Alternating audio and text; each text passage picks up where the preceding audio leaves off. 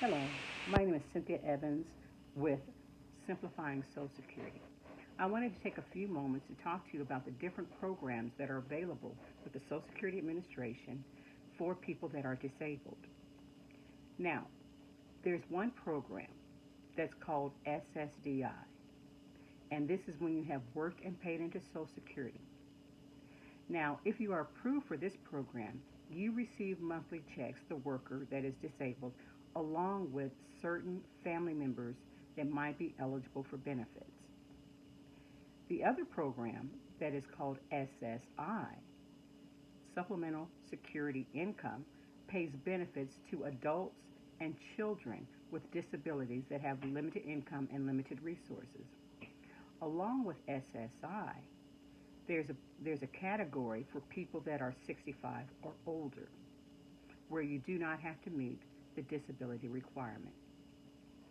Now, these programs are different, but there's a commonality. While they are different, the medical requirements are the same.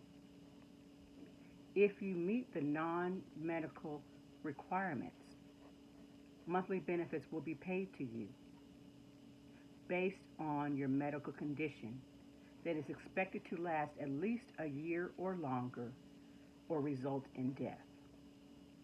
Now, what are the non-medical requirements? When Social Security says the non-medical requirements, what they're talking about is looking at your work history to see if you have worked enough and paid into Social Security enough under the SSDI program, or looking at your income and resources level to see if you qualify under the SSI program. So what happens after you have determined that you want to file for disability? Well, there's some homework that you need to do before you even start on filing for benefits. You need to look at your medical history, your medical sources, the tests that you have taken, the surgeries that you might have done, the medications that you're on. Try to get that information before you file for benefits.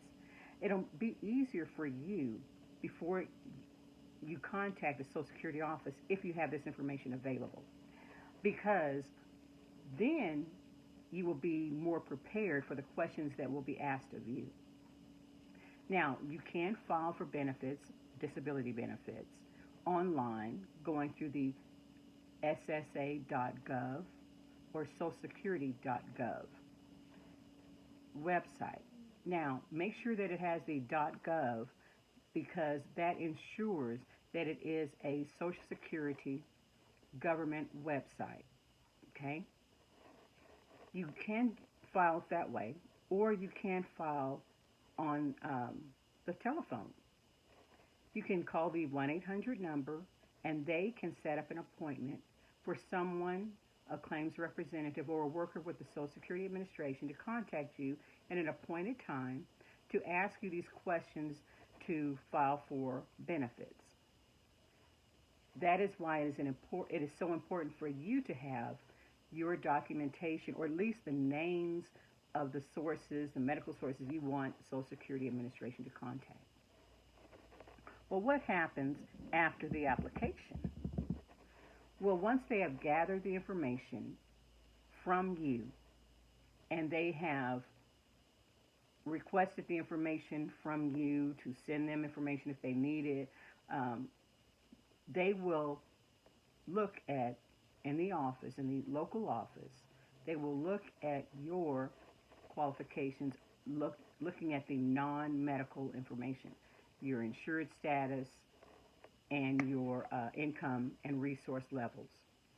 And then they will review if they have any questions that they might need to ask before they send it to the next level.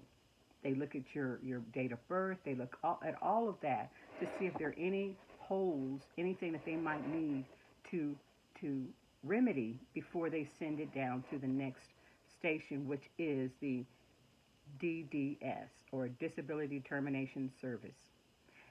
Each state has one. So once they look at your case in the local office, they send your case down to the DDS, the Disability Determination Service, and that is where the medical sources that you have provided will be contacted to provide your medical records or information to Social Security Administration. That's why it's very important for you to have that information available so that when Social Security asks you for that information, you have it readily available. Any time that you don't could have a delay in the processing of your application. Because as you know, doctors, medical sources that you might list are very busy with their clientele, and so it is very difficult for them to just drop everything and see to your information right away if there is a delay in the information that you have given them, wrong addresses, wrong phone numbers. So try to get that available to the Social Security Administration so that it can be timely. Then what happens? Well, the Social Security Administration at the DDS level will make a determination based on the information that they receive from your sources. Now, understand they have a certain time limit. So notify your medical sources that you are filing for a Social Security disability. That might give them a heads up to make sure that you have a flag maybe or some kind of notification that this is going to be taking place on your disability record. Once the determination is made from the DDS, they will contact you by mail usually, asking you or telling you what their determination is. Then they will let the office know, the local office, to process it either to a approval or to a denial. Well, what happens if it is with the denial? Well, all is not lost. If you are denied at the initial level, usually the steps that are taken is you have 60 days to request in writing an appeal for that decision. There are 4 levels of appeal. One is called a reconsideration. Then, if you're denied at that level, you have another level, a hearing before an administrative law judge. If you're denied at that level, a review by Social Security Appeals Council. And then if you're denied at that level, you have an appeal level that is a review by the federal courts. So all of this information is found on the Social Security Administration website. But I wanted to give you an overview of what happens when you file for your disability benefits. Now, if you have any questions about this, my name, my phone number, my email address will be a part of this video.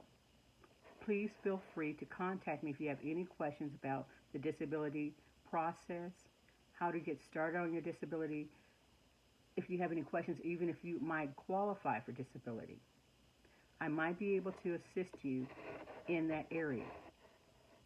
So please contact me if you have any questions whatsoever. Have a blessed day. Thank you.